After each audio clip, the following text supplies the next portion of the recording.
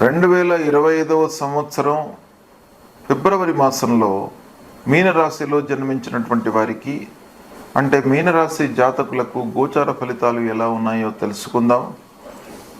ముందుగా మీనరాశి వారికి ఈ ఫిబ్రవరి మాసంలో గ్రహస్థితి ఎలా ఉంది, ముఖ్యమైనటువంటి గ్రహాలు ఏ ఏ స్థానాలలో సంచరిస్తున్నారు, వాటి యొక్క ప్రభావము ఎలా ఉండబోతుంది అనేటువంటి విషయాన్ని మనం చూసినట్టయితే, సూర్య భగవానుడు 12వ తారీఖు వరకు ఏకాదశ స్థానంలో సంచరిస్తున్నాడు, శుభప్రదంగా ఉన్నాడు. తదనంతరం ద్వాదశ స్థానంలోకి ప్రవేశిస్తున్నాడు, ప్రతికూలంగా ఉంటుంది. కుజుడు అర్ధాష్టమ స్థానంలో సంచరిస్తున్నాడు, ఇది చాలా ప్రతికూలంగా ఉంటుంది. బుధుడు ఏకాదశ ద్వాదశ స్థానాలలో సంచరిస్తున్నాడు, అనుకూలంగా ఉన్నాడు. గురువు తృతీయ స్థానంలో బాధక స్థానంలో సంచరిస్తున్నాడు, ప్రతికూలంగా ఉన్నాడు. శుక్రుడు జన్మస్థానంలో సంచరిస్తున్నాడు, అనుకూలంగా ఉన్నాడు. శనీశ్వరుడు ద్వాదశ స్థానంలో సంచరిస్తున్నాడు, ప్రతికూలంగా ఉన్నాడు. రాహువు జన్మస్థానంలో సంచరిస్తున్నాడు. కేతువు సప్తమ స్థానంలో సంచరిస్తున్నాడు, ప్రతికూలంగా ఉన్నారు. ఈ విధంగా గ్రహస్థితి ఉంది. మెజారిటీ ప్లానెట్స్ ప్రతికూలంగానే సంచరిస్తున్నాయి. సూర్యుడు మొదటి 2 వారాలు, బుధుడు శుక్రుడు మాసం కూడాను అనుకూలంగా సంచరిస్తున్నాడు. మిగతా గ్రహాలన్నీ కూడాను ప్రధానమైనటువంటి గ్రహాల యొక్క స్థితి ప్రతికూలంగా ఉంది కాబట్టి ప్రతికూల ఫలితాలే ఎక్కువగా గోచరిస్తున్నాయి. అయినప్పటికీ కొన్ని విషయాలలో బుధుడు సూర్యుడు శుక్రుడి మూలకంగా కొన్ని మంచి ఫలితాలు, అనుకూలమైనటువంటి ఫలితాలు కలిగే అవకాశాలు కూడాను ఒక పక్కన గోచరిస్తున్నాయి. ముందుగా విద్యార్థుల విషయం మనం చూసినట్టయితే, విద్యార్థులకు గురువు అనుకూలత బాగా ఉండాలి.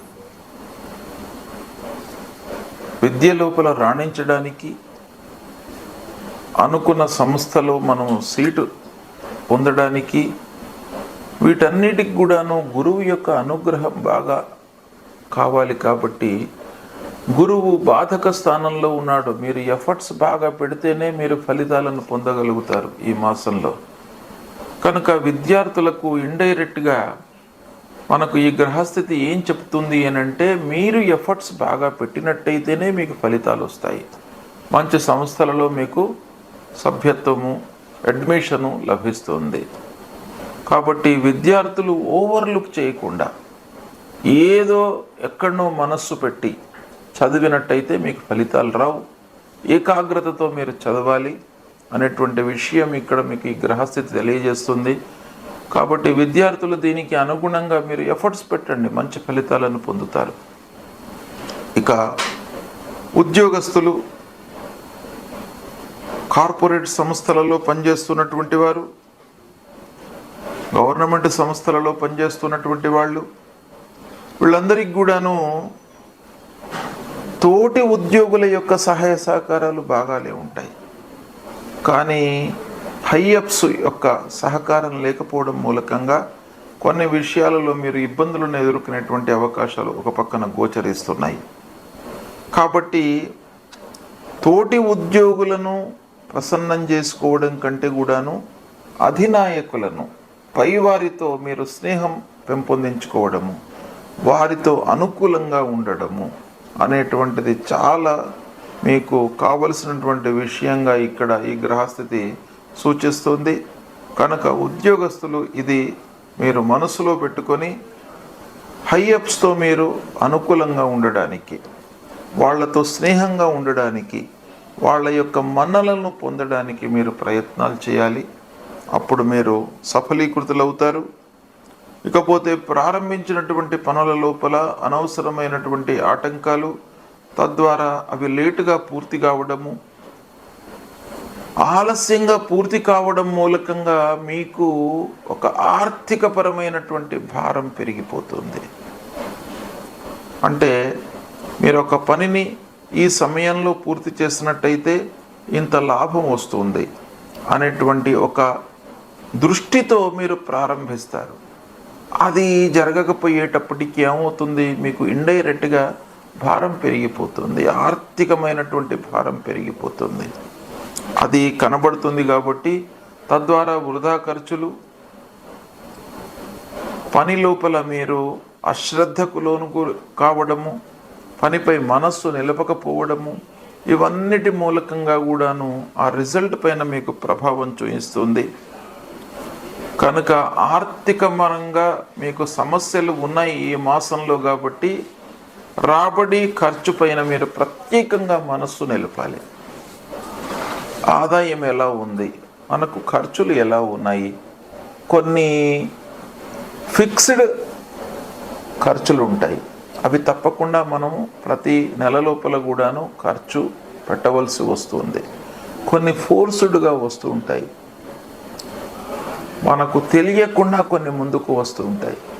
అలాంటి వాటిని కూడాను దృష్టిలో పెట్టుకొని మీరు చేయాలి.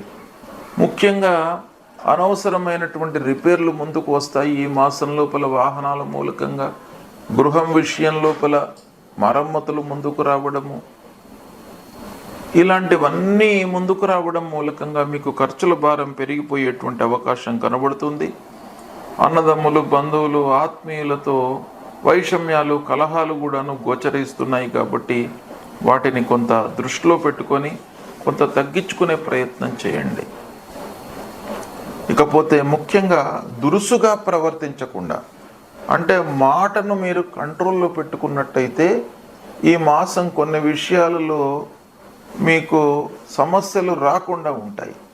కానీ మాట దురుసుతనము, సాహసించి చేయడము, ఓవర్లుక్ చేయడము, ఇలాంటి వాటి మూలకంగా మీరు కొన్ని అనర్థాలను, కష్టాలను కొని తెచ్చుకునేటువంటి అవకాశాలు బాగా కనబడుతున్నాయి. ఇక ఇంటి వాతావరణం మట్టుకు మీకు అనుకూలంగానే ఉంటుంది. భార్య, పిల్లలు, కుటుంబ పెద్దల యొక్క సహాయ సహకారాలు బాగా లభిస్తాయి. వైద్య వృత్తిలో ఉన్నటువంటి వారికి, సాఫ్ట్వేర్ రంగంలో ఉన్నటువంటి వారికి, వ్యవసాయంలో ఉన్నటువంటి వారికి, మీడియా రంగంలో ఉన్నటువంటి వారికి కూడాను తాత్కాలికంగా కొంత మీకు ఈ మాసం కలిసి వస్తుంది. ఇక ముఖ్యంగా వ్యాపారస్తులకు చేతిలో ఉన్నటువంటి వ్యాపారానికి ఇబ్బంది లేదు. చేతిలో ఉన్న వ్యాపారం లాభదాయకంగానే కొనసాగుతుంది. కొత్త వ్యాపారం మటుకు ప్రారంభించకండి. ఆ వ్యాపారం లోపల కూడాను ఫైనాన్షియల్ మ్యాటర్స్ లోపల ఏవైతే లావాదేవీలు ఉంటాయో వాటిని మీరు జాగ్రత్తగా చేసుకుంటూ వెళ్ళినట్టయితే మీకు సత్ఫలితాలు కలుగుతాయి. రాహు కేతువులు మూలకంగా మీకు ఇబ్బందులు ఉన్నాయి. అనవసరమైనటువంటి ఆలోచనలు వస్తూ ఉంటాయి. సమయస్ఫూర్తితో మీరు నిర్ణయాలు తీసుకోకపోవడం మూలకంగా కొన్ని అనర్థాలు జరిగేటువంటి అవకాశాలు బాగా కనబడుతున్నాయి. ఈ విధంగా గ్రహస్థితి ఉంది.